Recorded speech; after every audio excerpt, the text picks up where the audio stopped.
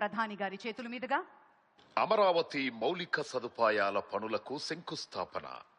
గౌరవనీయులైన ప్రధానమంత్రి గారు అమరావతి అభివృద్ధి కోసం 74 కీలక మౌలిక సదుపాయాల ప్రాజెక్టులకు శంకుస్థాపన చేస్తారు.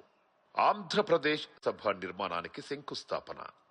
250 మీటర్ల ఎత్తులో 11.22 లక్షల చదరపు అడుగుల విస్తీర్ణంలో ఆంధ్రప్రదేశ్ శాసనసభ నిర్మించబడుతుంది. ఆంధ్రప్రదేశ్ హైకోర్టు నిర్మాణానికి శంకుస్థాపన. 55 మీటర్ల పొడవు 20.32 లక్షల చదరపు అడుగుల విస్తీర్ణంలో హైకోర్టు నిర్మించబడుతుంది.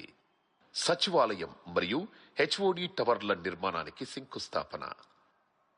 50 అంతస్తుల సచివాలయం మరియు 42 అంతస్తుల హెచ్ఓడి టవర్లతో పరిపాలనకు కేంద్రంగా నిర్మించబడుతుంది. అమరావతి ట్రంక్ మౌలిక సదుపాయాలకు శంకుస్థాపన. 37 ట్రంక్ ఇన్ఫ్రాస్ట్రక్చర్ ప్రాజెక్టులు, సైకిల్ ట్రాక్లు మరియు భూగర్భ యుటిలిటీలతో 320 కిలోమీటర్ల ప్రపంచ స్థాయి రోడ్ల నిర్మాణం జరుగుతుంది. అమరావతి వరద నివారణ పనులకు శంకుస్థాపన.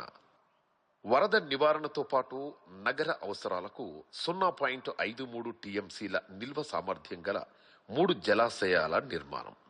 అమరావతి ల్యాండ్ పూలింగ్ స్కీమ్ మౌలిక సదుపాయాలకు శంకుస్థాపన. 1.281 కిలోమీటర్ల రోడ్లను కవర్ చేస్తూ 13 జోన్లలో సమగ్ర పౌర సౌకర్యాలను అందించనుంది. అమరావతి గృహ మరియు భవన ప్రాజెక్టులకు శంకుస్థాపన.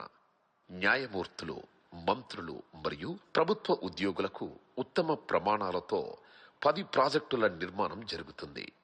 ఈరోజు అమరావతి ప్రపంచ స్థాయి రాజధానిగా, నిజమైన ప్రజా రాజధానిగా మారడానికి ముందడుగు పడుతోంది. అద్భుతమైన మన